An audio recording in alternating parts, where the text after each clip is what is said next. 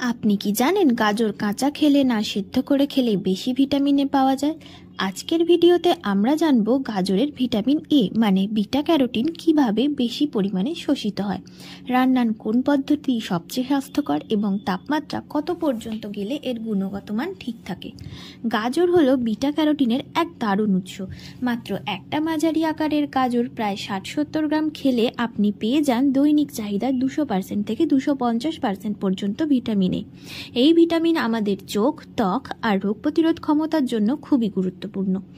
অনেকে ভাবেন কাঁচা গাজরই সবচেয়ে উপকারী, তবে সত্যি কথা হলো কাঁচা গাজরে বিটা ক্যারোটিন থাকলেও আমাদের শরীর সেটি পুরোপুরি শোষণ করতে পারে না, কারণ গাজরের কোষগুলো শক্ত থাকে, যা হজমতন্ত্রে ভাঙা একটু কঠিন।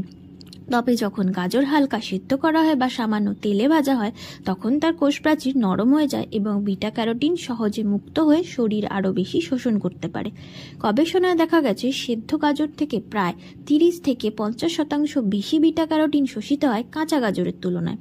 এখানে একটা গুরুত্বপূর্ণ প্রশ্ন, তাপমাত্রা কতটা হলে বিটা ক্যারোটিন নষ্ট হয়?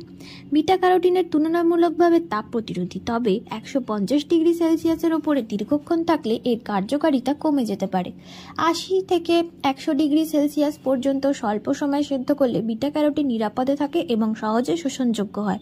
তাই প্রেসার কুকারে বা হাই হিটে অনেকক্ষণ রান্না করা ঠিক নয়।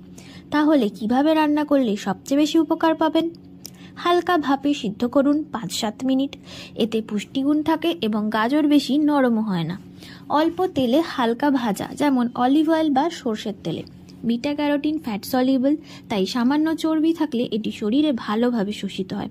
গাজর দিয়ে ডাল বা তরকারি, এই পদ্ধতিতে গাজরের পুষ্টি রয়ে যায় যদি আপনি সেই ঝোল সহ খান। এখন প্রশ্ন আসতে পারে, গাজর দিয়ে ডাল রান্না করে ওভারনাইট রেখে খাওয়া যাবে কি? হ্যাঁ, খাওয়া যেতে পারে।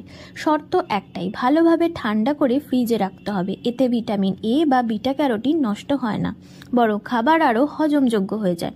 তবে বারবার গরম করা ঠিক নয়, কারণ এতে অন্য ভিটামিন যেমন ভিটামিন সি বা বি কমপ্লেক্স কিছুটা হ্রাস পেতে পারে। সুতরাং কাঁচা গাজর স্বাস্থ্যকর হলেও সঠিকভাবে সেদ্ধ বা হালকা রান্না করা গাজর শরীরের জন্য আরও উপকারী, বিশেষ করে আপনি ভিটামিন এ যদি বেশি পেতে চান। আর রান্নার সময় তাপমাত্রা ও সময়ের দিকে নজর রাখলে গাজরের পুষ্টিগুণ অনেকটাই অক্ষুণ্ণ থাকে। ভুলবেন না, স্বাস্থ্য সচেতনতা মানে শুধুই বেশি খাওয়া নয়, বরং ঠিকভাবে খাওয়া। ভিডিও ভালো লাগলে লাইক করুন, বন্ধুদের সঙ্গে শেয়ার করুন, আর এমন স্বাস্থ্য জ্ঞান পেতে সাবস্ক্রাইব করুন আমাদের চ্যানেল। ধন্যবাদ। সুস্থ থাকুন, সচেতন থাকুন।